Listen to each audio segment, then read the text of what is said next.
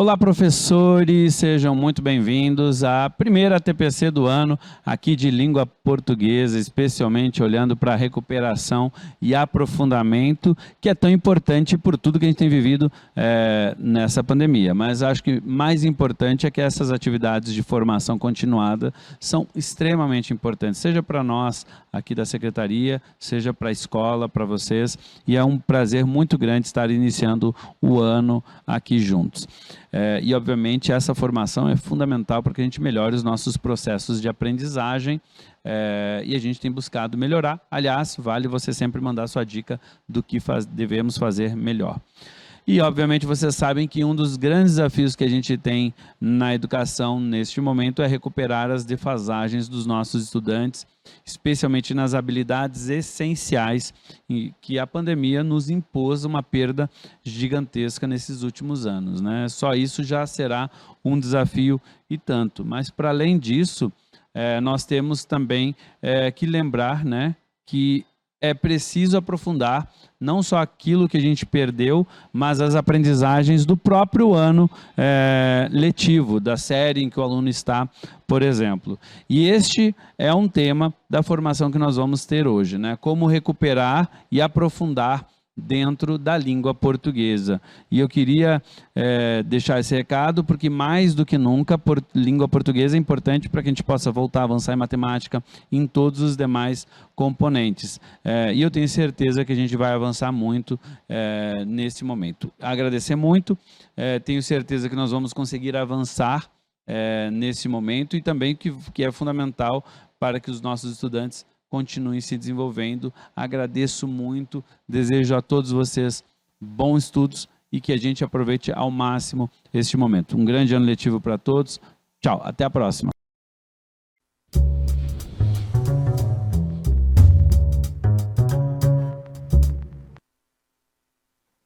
Olá, professores e professoras. Bom dia para quem vai assistir pela manhã, boa tarde para quem vai assistir à tarde e boa noite para quem vai assistir à noite. Esse nosso primeiro encontro do Programa de Recuperação e Aprofundamento da Secretaria Estadual de Educação de São Paulo. Eu sou a Cristiane Mori, mas gosto que me chamem de Cris, então, por favor, se tiverem que fazê-lo, me chamem de Cris. E sou a coordenadora de língua portuguesa do Programa de Recuperação dos anos iniciais. E essa nossa pauta de hoje, esse nosso encontro de hoje, foi preparado com muito carinho por mim, que sou de língua portuguesa, com a colaboração preciosa da minha colega de matemática, Suzete Borelli, que eu quero aqui convidar para que se apresente, para quem não a conhece ainda, e possa também cumprimentá-los. Suzete, por favor. Olá, Cris. Olá, professores. Boa tarde. Bom dia e boa noite para aqueles que forem assistir à noite. Estejam muito acolhidos por nós duas, que, como diz a Cris, preparamos a pauta com todo carinho para que vocês pudessem pensar um pouquinho sobre as questões de metodologias e como é que a gente agrupa esses alunos pensando nessas duas áreas de conhecimento. Eu estive com vocês, ou seja, sou a coordenadora do Programa de Recuperação e Aprofundamento desde 2021, e continuaremos aqui a discutir sobre o ensino de matemática e as possibilidades de aprendizagens dos alunos, agora em 2022, mas também pensando nesse processo de acompanhamento e de recuperação dos alunos após esse longo período aí de pandemia. Sejam bem-vindos e vamos ao trabalho.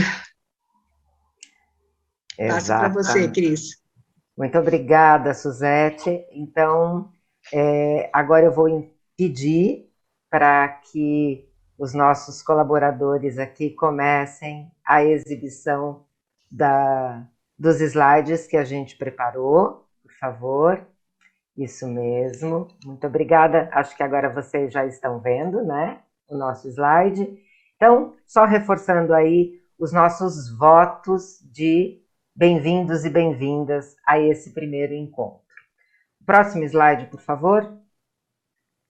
Então, como vocês podem ver na tela, nós temos 2 objetivos para esse nosso encontro de hoje, sendo que o primeiro é só o de fazer uma breve recapitulação daquelas orientações que vocês já tiveram contato, com as quais já tiveram contato, sobre as metodologias de recuperação durante aí a semana de planejamento da Secretaria, né, da SEDUC.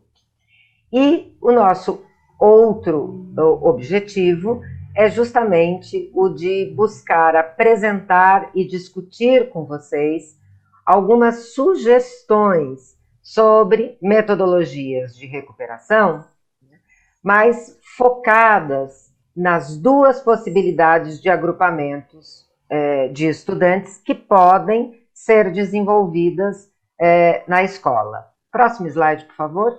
Como vocês verão aí, então, nossa agenda é essa. Primeiro momento, uma recapitulação, e o segundo momento, as sugestões propriamente ditas. Próximo. Vamos lá para o nosso primeiro momento, então, no qual eu tentarei ser breve, para que a gente tenha bastante tempo, ou mais tempo, para aquilo que está mais de pertinho do nosso dia a dia como professores e professoras. Então, eu vou tomar esse primeiro momento como recapitulação de verdade, tá bem? Próximo, por favor. Então, como vocês já devem saber, nós estamos nesse momento, né? A escola está nesse momento, desde o dia 2 de fevereiro, agora até a próxima sexta-feira, dia 11, vocês todos estão vocacionados a acolher esses estudantes, muitos dos quais sabemos estão chegando na escola pela primeira vez, ou mesmo voltando para a escola, depois de 2 anos de afastamento, né? Então, é um momento muito importante de acolhimento desses estudantes e, igualmente importante, o diagnóstico das aprendizagens desses estudantes. Esse diagnóstico é fundamental para que vocês possam, do dia 14 de fevereiro ao dia 4 de março, poder fazer aquilo que eu tenho apelidado de intensivão da recuperação, né? Então, de 14 de fevereiro a 14 de março, toda a nossa força dedicada a esse processo de recuperação das aprendizagens essenciais. É claro que a recuperação e a preocupação com as aprendizagens que não foram consolidadas, elas devem ser contínuas, né? O nosso programa é isso, o Programa de Recuperação e Aprofundamento é um programa contínuo, então vocês vão continuar fazendo isso depois do dia 4 de março, né? Mas de 14 de fevereiro a 4 de março é importante toda a energia concentrada nessa recuperação e é por isso que nós vamos tratar dela hoje, né? E vocês devem saber, de 6 de abril a 12 de abril, ocorrerá a semana de estudos intensivos, para os quais vocês já terão os resultados da avaliação diagnóstica de entrada e poderão replanejar, né, as suas atividades, mas oportunamente nós falaremos da semana de estudos intensivos. Vamos para o próximo? Então, como eu disse a vocês há pouco, hoje o nosso foco serão as metodologias de recuperação, em particular, aqueles agrupamentos de estudantes organizados de acordo com as habilidades essenciais. Então, vocês sabem, né, que nós podemos, considerando as habilidades essenciais que estão fragilizadas, né, aquelas habilidades que os estudantes não foram capazes de desenvolver plenamente, esses estudantes podem ser agrupados em agrupamentos que agregam diferentes anos escolares e diferentes turmas do mesmo ano, agrupamentos mistos, mas eles também podem ser agrupados dentro da mesma turma. Então, dentro do segundo ano, grupos de estudantes do segundo ano. Tanto num quanto no outro, a lógica dos agrupamentos produtivos que promovem e potencializam a aprendizagem precisam ser considerados, né? A lógica precisa ser considerada, mais bem dizendo. Próximo slide, por favor. Bem, se eu desejo agrupar os estudantes de acordo com as habilidades que não estão devidamente desenvolvidas, é claro que o primeiro passo é selecionar essas habilidades. Por isso, todos vocês na escola, nesse momento, junto com o professor coordenador, devem estar num movimento de selecionar, identificar as habilidades de leitura, escrita e conhecimento matemático que estão defasadas, né, nas quais o desenvolvimento dos estudantes está defasado. E a partir desse levantamento, vocês precisarão, com os professores do mesmo ano, então, eu sou um professor de 4º ano, vou me reunir com os professores do 4º ano, ou eu sou uma professora do 5º ano, vou me reunir com os demais professores do 5º ano. Então, com os professores do mesmo ano, vocês vão pensar quais são as habilidades que precisam ser retomadas, né, dentro do ano escolar, então em agrupamentos com estudantes daquele ano. Mas vocês também vão pensar em reuniões e encontros com professores de diferentes anos escolares, por exemplo, 4º e 5º, ou 3º, 4º e 5º, ou 1º e 2º, ou 1º, 2º e 3º, ou 3º e 4º, enfim, agrupamentos de diferentes estudantes para pensar habilidades que poderiam ser trabalhadas de maneira articulada em agrupamentos com diferentes estudantes. Próximo slide, por favor. Se a escola em que vocês trabalham, meus colegas professores e professoras, optar por organizar agrupamentos considerando turmas e anos diferentes, vocês, de acordo com as necessidades de ensino, né, baseadas nas necessidades de aprendizagem, vocês terão de pensar uma opção para esse trabalho, que pode ser estabelecer uma quantidade de dias na semana em que os estudantes estão agrupados, por exemplo, todas as terças e quintas. E depois, segundas, quartas e sextas, os estudantes voltam para suas turmas regulares. Ou vocês podem também optar por ter um trabalho com os agrupamentos, um período todos os dias. Por exemplo, todos os dias, as 2 primeiras aulas do dia são reservadas aos agrupamentos. As demais aulas são aulas regulares. Próximo slide.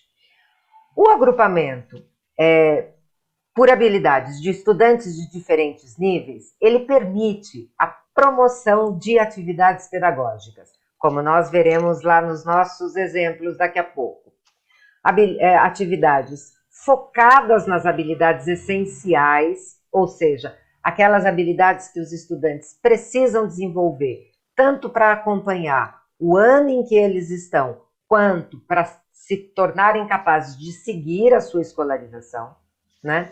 Permite atividades que são adequadas ao estágio de desenvolvimento do processo de aprendizagem dos estudantes. Afinal, eu identifiquei as habilidades que estavam frágeis, né?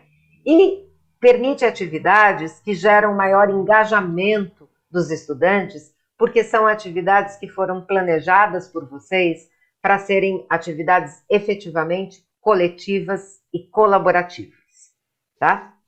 Se porventura, próximo slide, por favor, a escola optar por agrupamentos por habilidades, mas dentro da mesma turma, também vocês terão de pensar em qual logística. Vocês preferem que na turma de vocês, por exemplo, as 2 últimas aulas do dia sejam reservadas para as atividades nos agrupamentos e as primeiras aulas todas para aulas regulares? Ou vocês preferem que, por exemplo, 2 dias na semana os estudantes fiquem agrupados o período todo para as atividades nos agrupamentos e nos outros 3 dias da semana corre-se regularmente? Essa vai ser uma opção que vocês farão de acordo com a equipe e em parceria e colaboração com o professor coordenador em cada uma das escolas. Se optarem, então, pelos agrupamentos de estudantes da mesma turma, vamos para o próximo slide. Vocês poderão perceber, né, que esses agrupamentos exigirão e permitirão, não é? Que vocês planejem as atividades considerando aquelas habilidades essenciais que vocês no diagnóstico identificaram que não estavam com o desenvolvimento esperado e necessário, né? Vocês poderão e deverão, insisto, favorecer atividades que exigem um trabalho colaborativo, né? Em que estar em grupo, meus colegas, faça sentido. Isso é muito importante. Os estudantes têm de ver sentido em estarem trabalhando naqueles grupos, né? E um detalhe, uma diferença dos agrupamentos na mesma turma que deve ser ressaltada é a possibilidade que ele dá a cada um de vocês de personalizar as atividades. Ou seja, Suzete é minha estudante aqui no 3º ano, eu a conheço e eu posso fazer uma atividade de acordo com as necessidades de aprendizagem dela, né? Porque eu estou aqui dentro da minha turma, então mesmo no agrupamento eu consigo personalizar atividades para um agrupamento em particular ou até mesmo para um estudante dentro daquele agrupamento. Tá certo? Próximo, por favor. E, finalmente, nós chegamos ao segundo momento, que eu acho que é o mais esperado e o mais importante, porque não é de recapitulação, mas sim de, esperamos eu e Suzete, novidades e contribuições, né? Para que a gente possa, então, falar de alguns exemplos e o que eles nos permitem entender em termos dos princípios, né? Para o nosso trabalho didático. Próximo slide, por favor. Pois bem, meus caros colegas, eu trouxe aqui alguns princípios para o trabalho de recuperação, que, claro, são princípios para o trabalho didático como um todo, não só para o trabalho de recuperação, né? Mas eles devem ser princípios muito caros para nós. Então, para que nós façamos um bom trabalho didático, nós precisamos conhecer como os nossos estudantes aprendem, nós precisamos conhecer sobre o objeto que nós vamos trabalhar, de conhecimento, portanto, nós precisamos conhecer sobre como os nossos estudantes aprendem. Então, por exemplo, se eu for trabalhar coesão textual, eu preciso entender o que é coesão, o que são mecanismos coesivos, o que é textualidade, né? Que é o objeto de conhecimento. E eu preciso, por exemplo, saber que na revisão textual é um bom momento didático para o trabalho com os mecanismos coesivos, né? Se eu não tenho esses conhecimentos, eu tenho o dever de buscar procurá-los, né? Para que eu possa desempenhar o meu exercício docente da forma mais qualificada possível.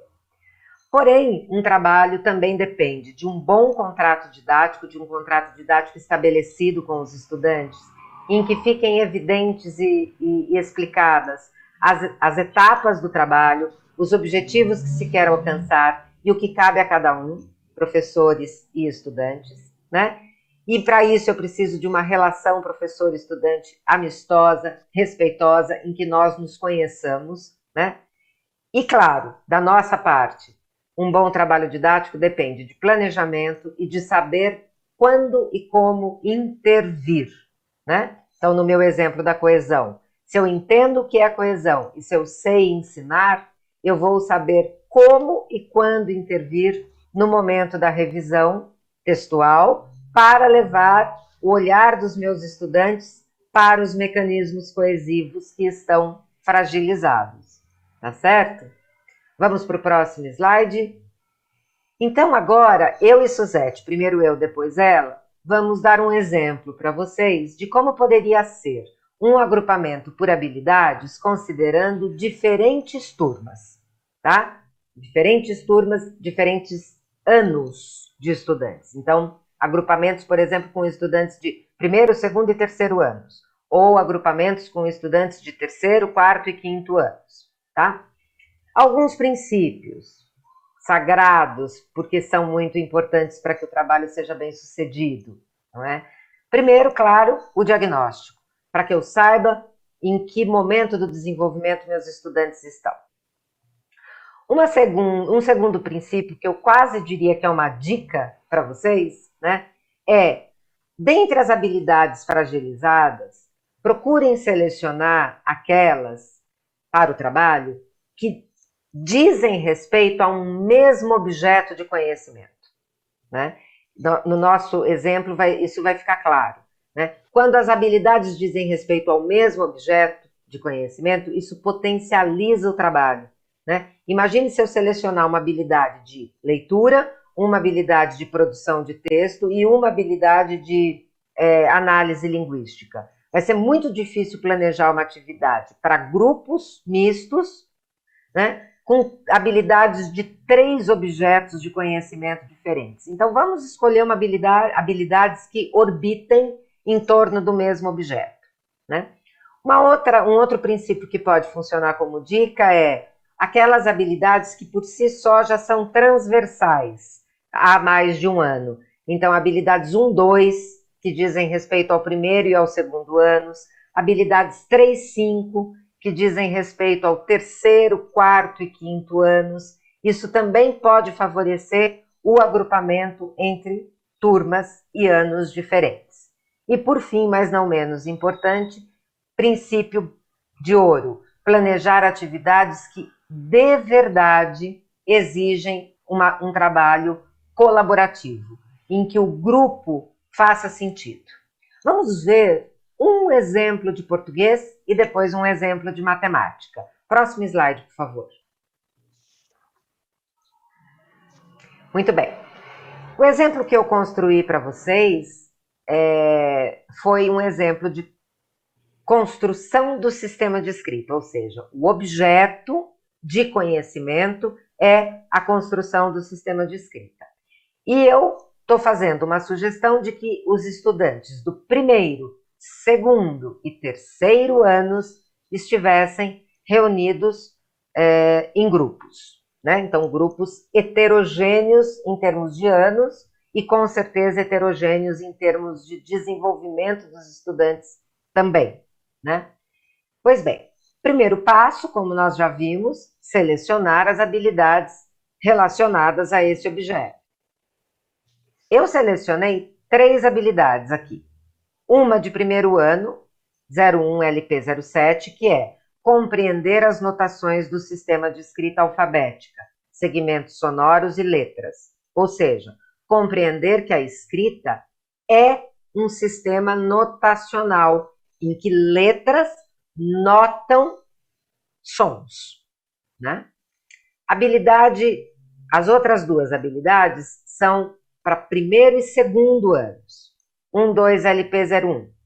Ler palavras tomando como referência palavras conhecidas e ou memorizadas, estáveis, como o próprio nome e o de colegas. Então, aquela possibilidade de o estudante estar diante da palavra martelo para ler, né, e poder pensar, começa igual Marcelo, isso, começa igual Marcelo, nome do seu colega. Como é que o nome do Marcelo, nosso colega, pode te ajudar a ler essa palavra que está aqui? Se começa igual, como é que eu leio esse começo? Né? E, finalmente, a habilidade 12LP07, também uma habilidade de primeiro e segundo ano, que diz, atenção para o verbo, reescrever cantigas, quadrinhas, parlendas, trava-línguas e canções, mantendo rimas, aliterações e assonâncias, relacionando-as ao ritmo e à melodia das músicas e seus efeitos de sentido. Próximo slide, por favor. Qual seria o objetivo dessa atividade? Elaborar uma coletânea de reescritas / versões de gêneros da tradição oral, parlenda, cantiga, adivinha, quadrinha, trava-língua. Se vocês, por favor, quiserem pôr a tela em mim, pode ser, tá? Pode desligar um pouquinho o slide. Legal. Vejam bem, meus colegas, por que eu chamei a atenção para o verbo, né, da habilidade? Reescrever. Porque, de fato, um estudante que está no primeiro ano e está nesse agrupamento, ele não vai ser capaz de escrever, provavelmente, né? Não se espera que ele seja capaz de escrever ou de reescrever um texto. Para esse estudante do primeiro ano, o professor provavelmente vai pegar uma parlenda, vai preparar os versos dessa parlenda, recortar os versos dessa parlenda e vai entregar os versos dessa parlenda para o estudante, para que, por exemplo, ali com um colega, né, um pouco mais desenvolvido, ele consiga colocar em ordem os versos daquela parlenda, né? Um estudante que já esteja um pouco mais avançado, de segundo ou terceiro ano, mas que ainda não lê, né, ele vai poder ler contando com a intervenção sua, professora ou professor, dizendo para ele, olha, onde você acha que está escrito aqui? Como que começa? Tem alguma palavra que pode te ajudar a ler? Né? E aquele estudante que já tem um pouco de autonomia poderá ler com autonomia, inclusive ler para os colegas. Né? No momento de escrever, um estudante com mais domínio da escrita poderá ser o escriba do grupo, né? E os demais estudantes vão ditar para ele, né, para que ele possa reescrever. Ou um estudante que está ali na hipótese silábico-alfabética, também ele pode escrever, e depois esse estudante com um pouco mais de autonomia pode ajudar a revisar aquele texto. Eu chamei a atenção para o termo reescrever, porque se você tiver no seu agrupamento um estudante que já está alfabetizado e que consegue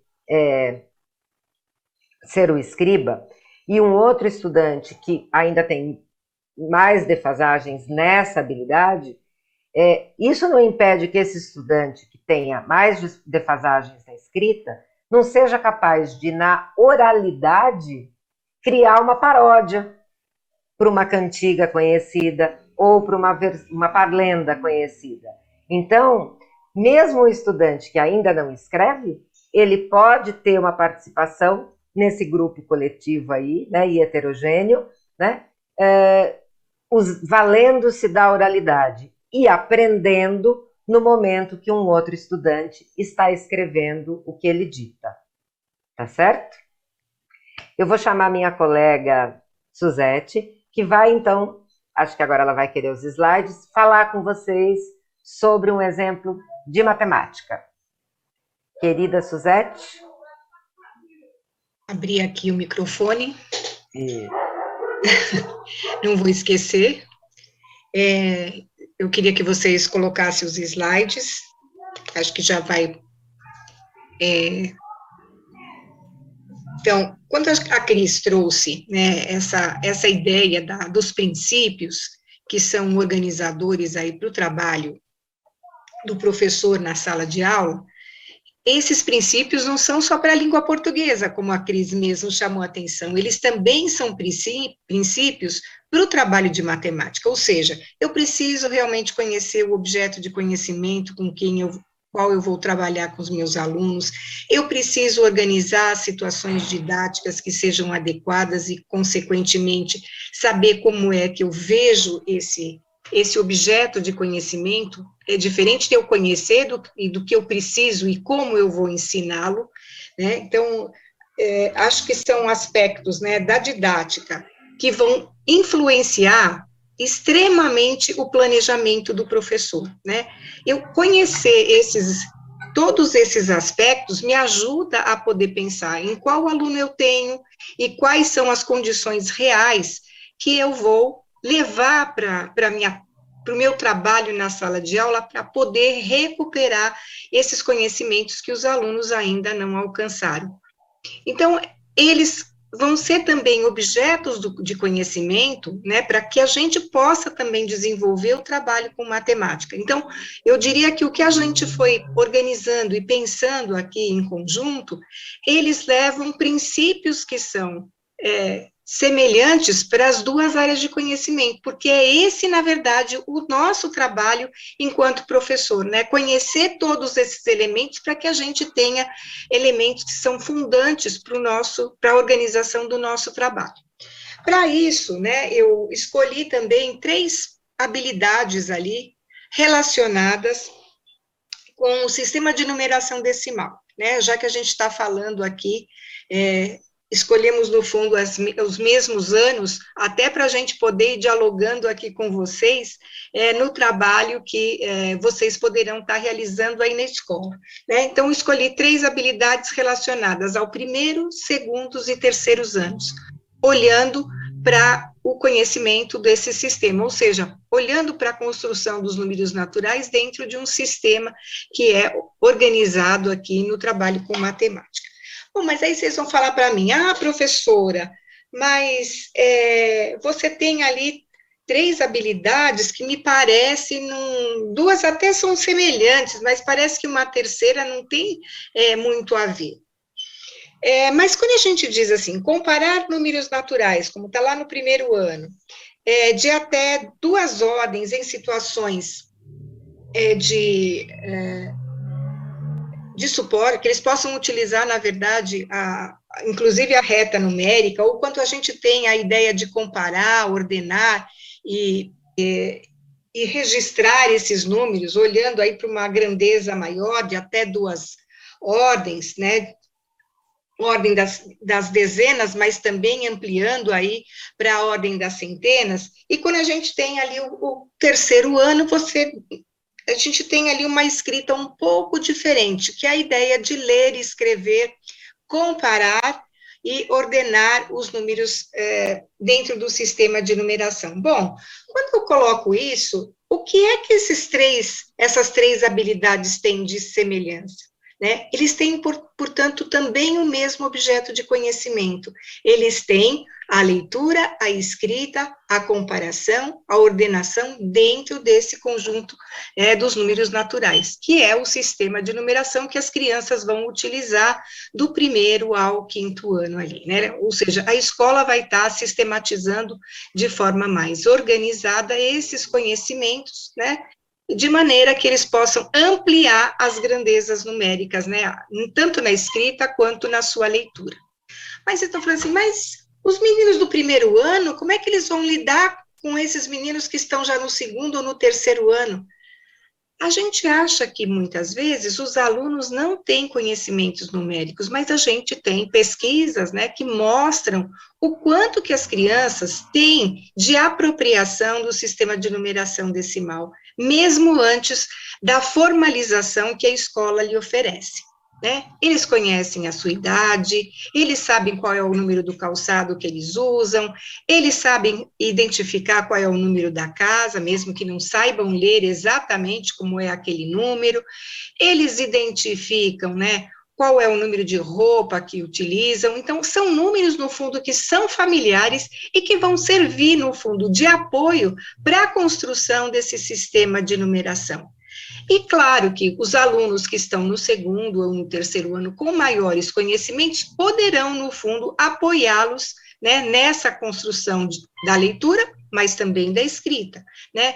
Mostrando, por exemplo, que na leitura a gente tem ali alguns elementos que estão no apoio da própria fala, para eles poderem ler, né? Eu tenho lá um 21, então eu vou ler o 20 e o 1, né, eu leio, né, essa pronúncia, na hora da escrita eu não posso colocar o 21, porque senão eu não vou ter o 21, mas eu vou ter, sim, o 201. Então, existe, no fundo, muitas semelhanças aí com a produção, né, das escritas em língua portuguesa, como também das escritas numéricas em matemática, né? Tudo que a gente, no fundo, consegue construir, né, em termos de construto, sobre esses sentidos que a leitura, né, ou seja, as letras vão ganhando na construção desse sistema, isso também vai ocorrer em relação à matemática.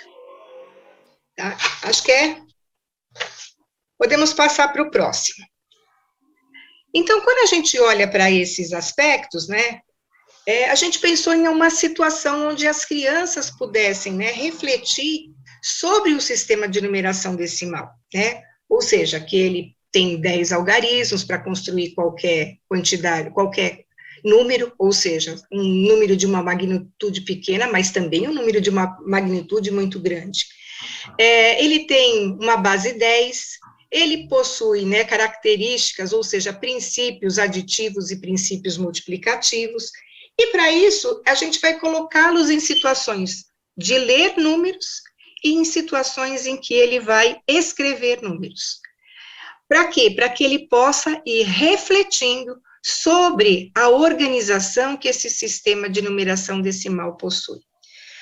E para isso a gente vai utilizar o quê? No fundo, os diferentes apoios que o professor pode estar oferecendo para eles, que é o próprio quadro numérico, que eu sei que os professores da rede estadual já possuem, né, como hábito ter nas suas salas de aula, mas também ele pode utilizar outros recursos, como o quadro, o trabalho com as cartelas numéricas ou com cartelas sobrepostas, principalmente para aqueles alunos que ainda se apoiam na fala, né? Aquele aluno que escreve o 21 como 21, quando eu tenho o apoio da cartela sobreposta, isso ajuda ele fazer o quê? Ele sintetizar, né, a forma convencional que a gente escreve este 21, tá bom?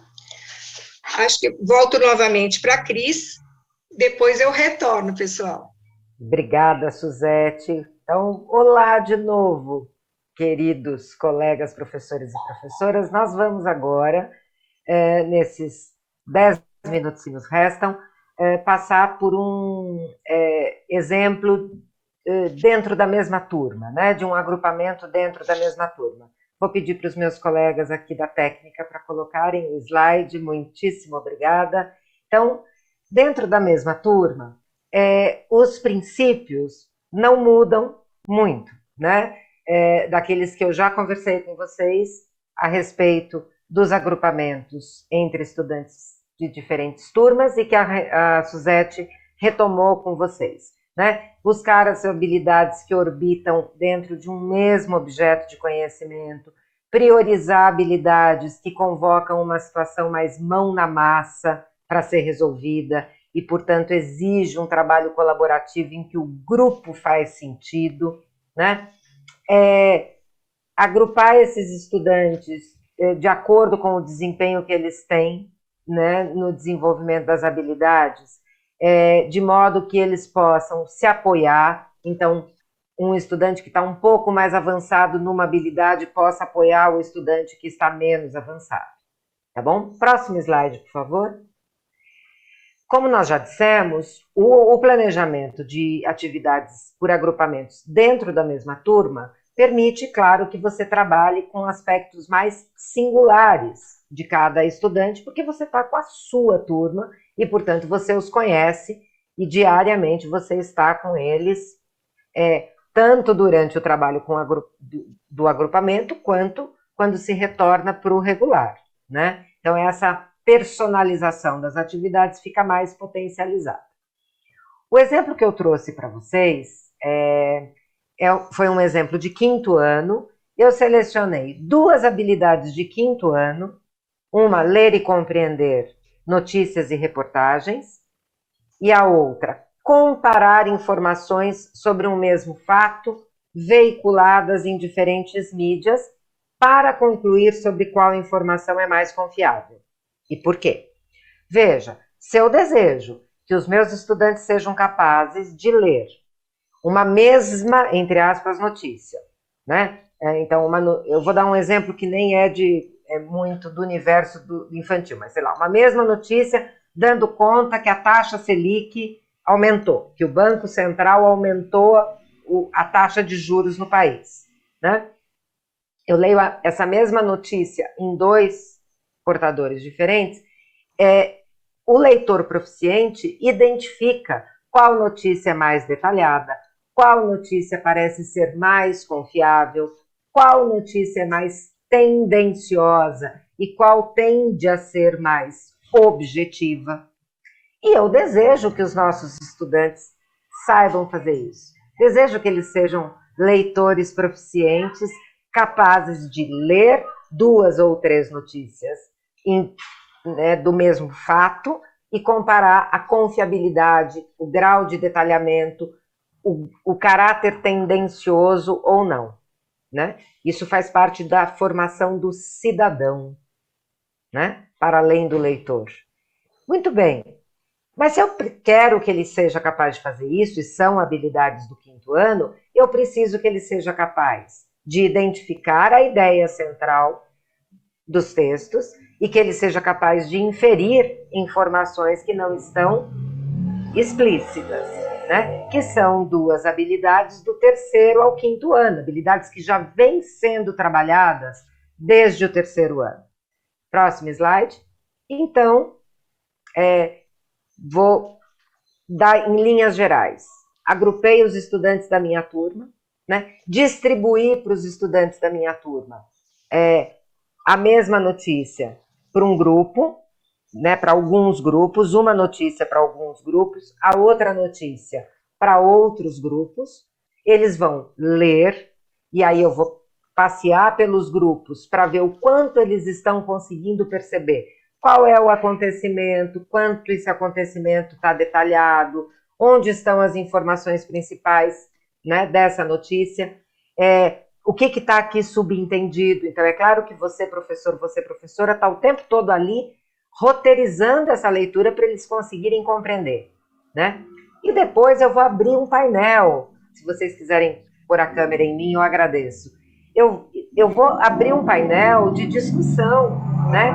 Então eu vou perguntar para os estudantes de uma parte da sala: como foi essa notícia que vocês leram? Quais foram as informações?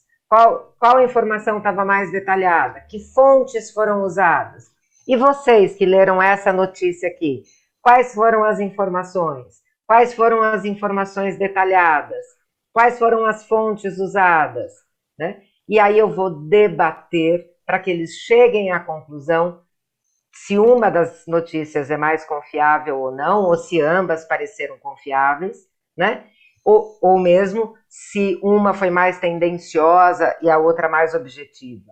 Então vejam que haverá participação oral, aqueles estudantes que ainda não leem e escrevem poderão participar falando, né? Mas a compreensão crítica do texto foi garantida, tá certo?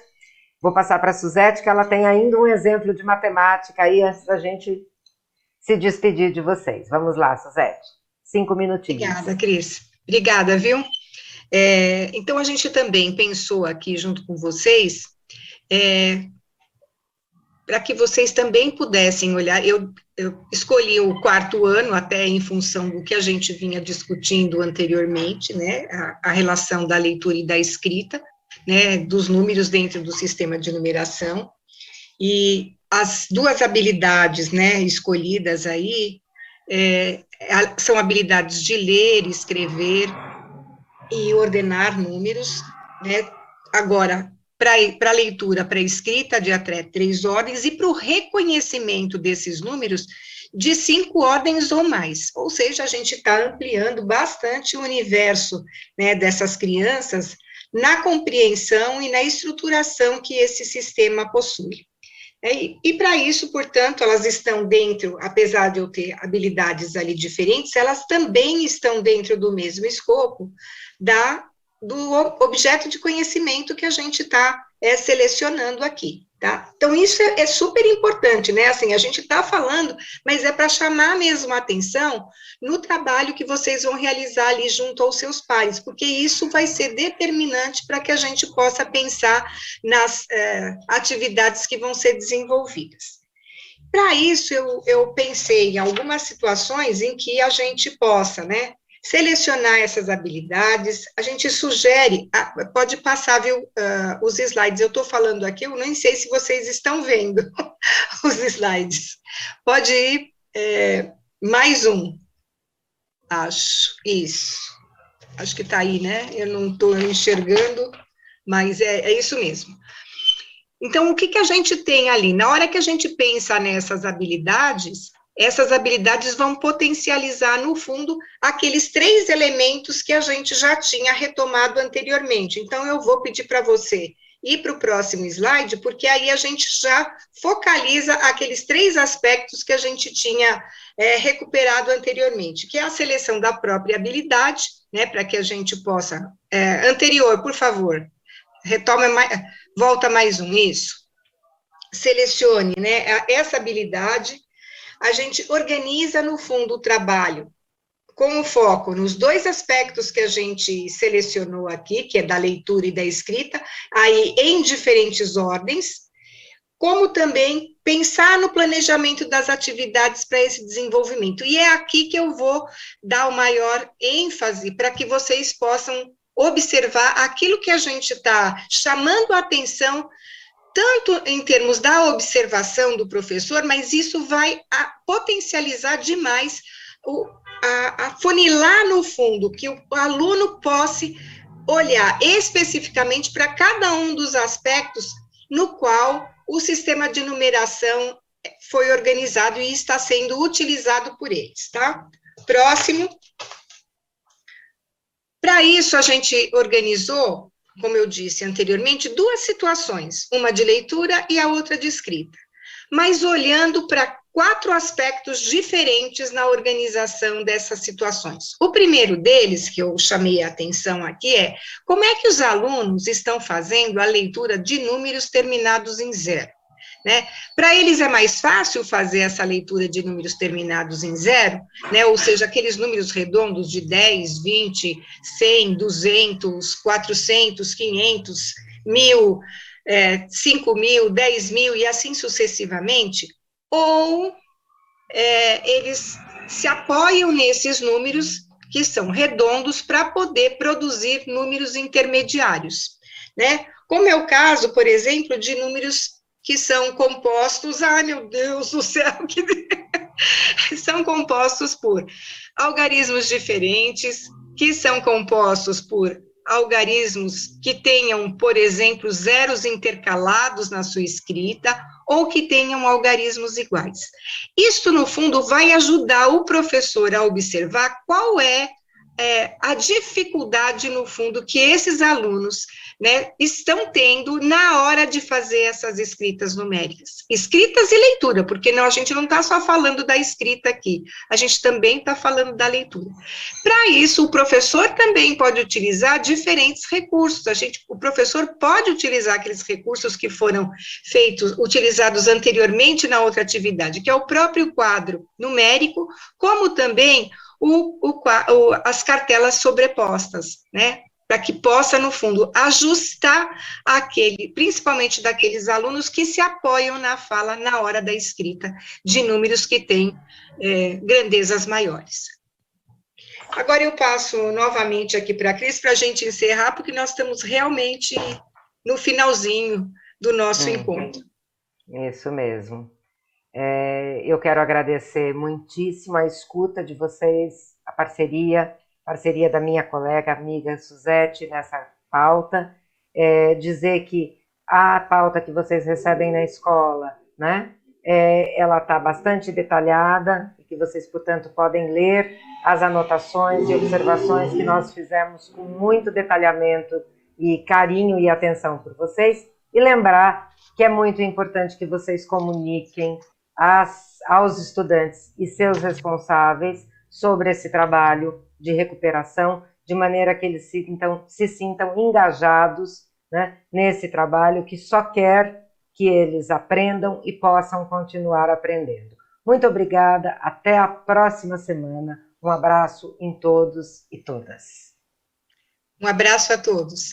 Até a nossa próxima semana.